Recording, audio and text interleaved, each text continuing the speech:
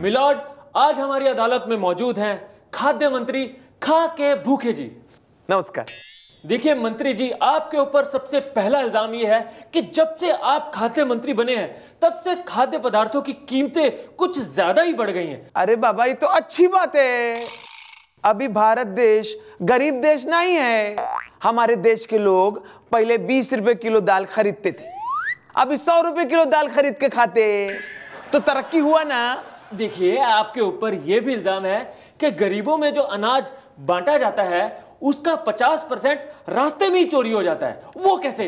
आपका मालूमात बराबर नहीं है? अपने देश में 60% अनाज गोडाउन में चोरी हो जाता है, तो 100% में से 60% गया, कितना बचा? 40%। अभी 40% जब अनाज बचा है तो 50% अनाज रास्ते में चोरी होएगा कैसे? देखिए, आपके ऊपर यह भी इल्जाम है कि उचित रखरखाव ना होने की वजह से काफी अनाज सड़ रहा है। उसके बारे में आप क्या कहना चाहेंगे?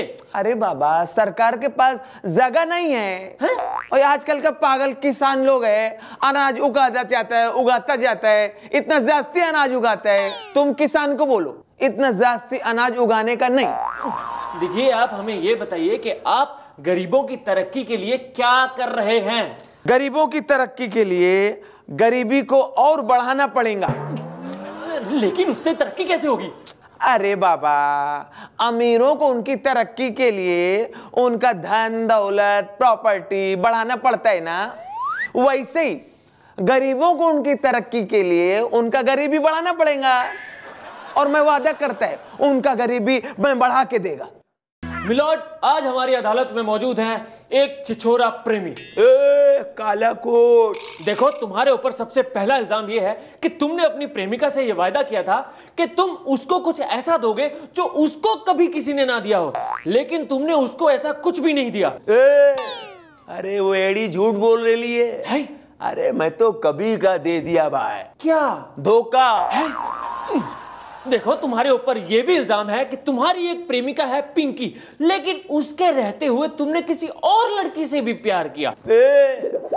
उसमें कौन सा रॉन्ग है? मैं तो सिर्फ इंसानियत के रास्ते पे चल रहा हूँ। वो कैसे?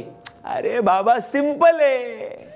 अपने बड़े बुजुर्ग लोग बोल के गए, प्यार बांटते चलो, प्यार बांटते चलो, वही बांट रहे लो। देखो, तुम्हारे ऊपर यह भी इल्जाम है कि तुम्हारे आज तक जितने भी अफेयर रहे हैं, तुम्हारी सारी की सारी गर्लफ्रेंड्स ने तुम्हारे ऊपर यह इल्जाम लगाया है कि उन्होंने आज तक तुमसे जो भी मांगा है तुमने उन्हें नहीं दिया। एड़ा, अरे झूठ काहे को बोल रहे है?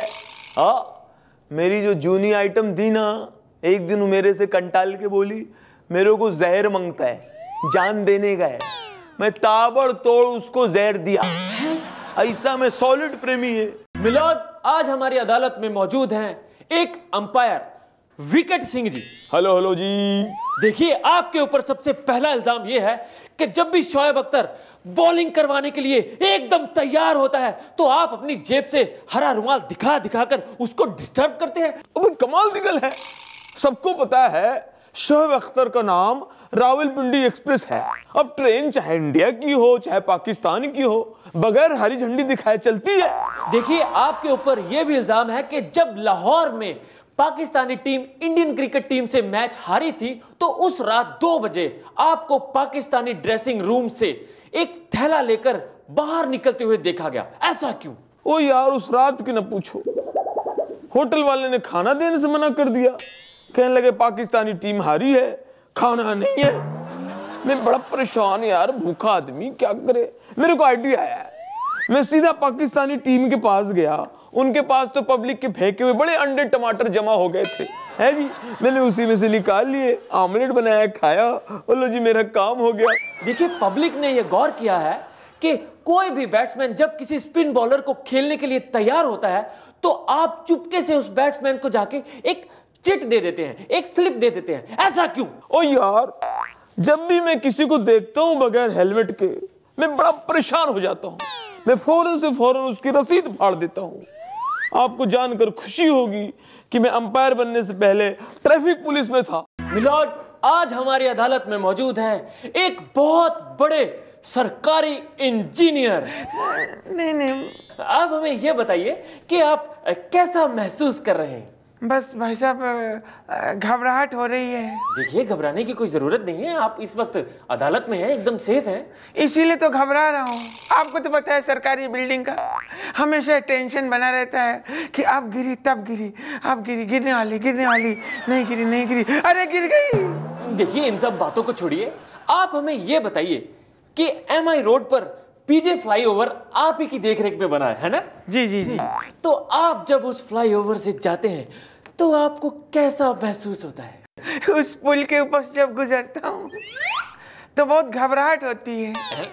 मैं उस पुल पे यही दुआ मांगता रहता हूँ, भगवान भगवान भगवान भगवान भगवान, जब तक मैं इस पुल पे हूँ ये गिरे ना। जैसे उतर जाता हूँ, बच गए। देखिए, आपके ऊपर यह भी इल्जाम है कि कोई भी व्यक्ति जब आपको इंजीनियर कह के बुलाता है तो आपका सीना गर्व से चौड़ा नहीं होता, ऐसा क्यों? वकील साहब, जब को मुझे जोर से बुलाता है इंजीनियर साहब, मैं खड़बड़ा के स्कूटर लेके फुटपाथ पे गिर जाता हूँ।